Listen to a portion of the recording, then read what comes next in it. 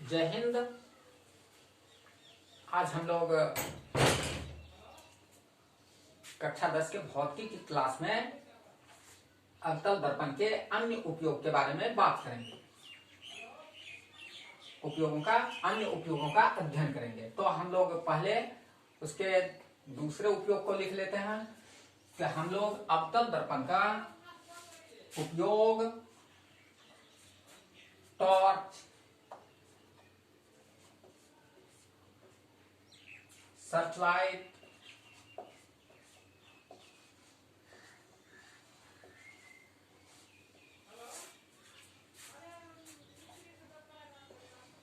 Motor वाहन के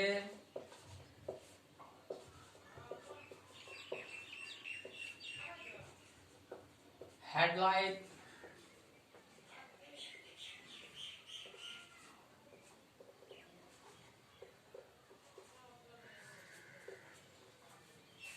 आदि में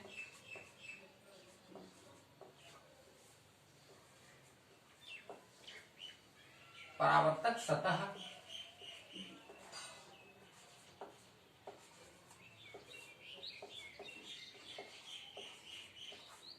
के रूप में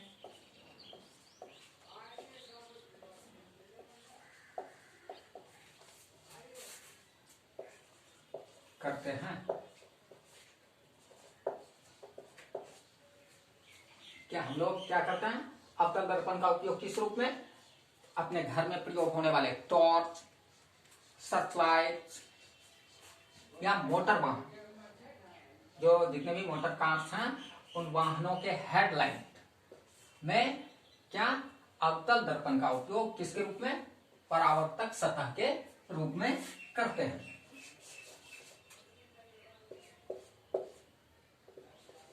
इन सभी उपकरणों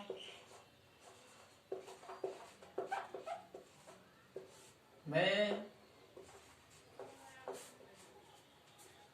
प्रकाश स्रोत को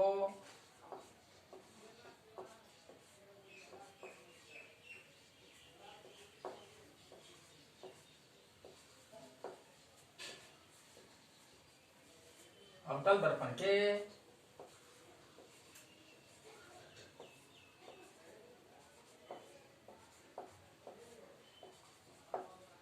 फोकस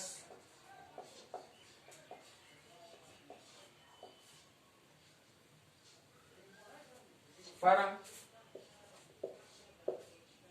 रखा जाता है।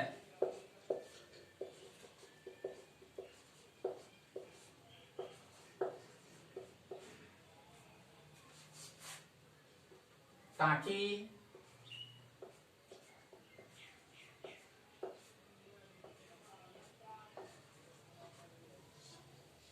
प्रकाश किरणें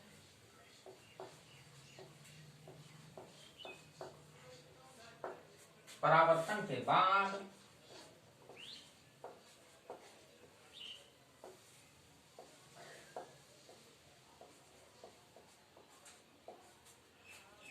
रखा जाता है, ताकि प्रकाश किरणें परावर्तन के बाद उपकरण से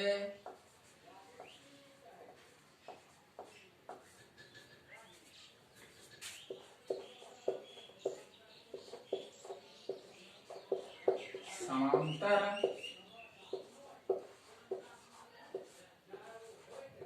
रूप में निकले।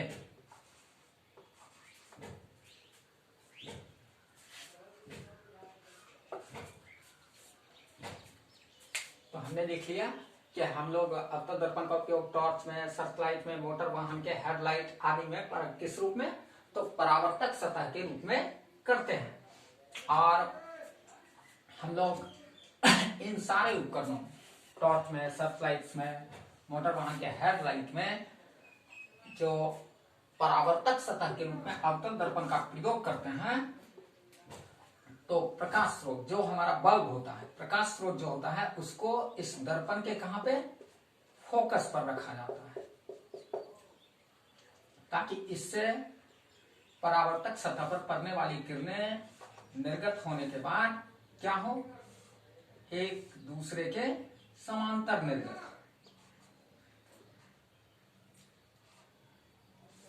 तो इस तरह से हम चाहे टॉर्च में लगी हुई कटोरी को देखते हैं तो वो कटोरी भी इसी तरह से अवतल रहता है, जिसके उस कटोरी के बीच में एक छिद्र रहता है जहां पर हम लोग प्रकाश स्रोत बल्ब लगाते हैं।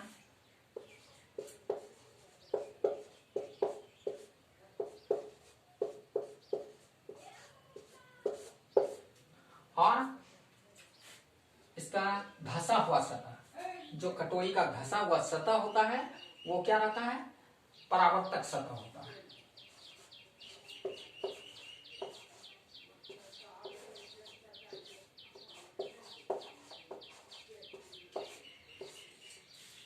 इसी तरीके से मोटर वाहन का भी, मोटर वाहन के हेडलाइट को जब आप देखते हैं तो एक अवतल परावर्तक सतह लगा रहता है, लेकिन इन सब में कांच के बने हुए दर्पण नहीं होते हैं।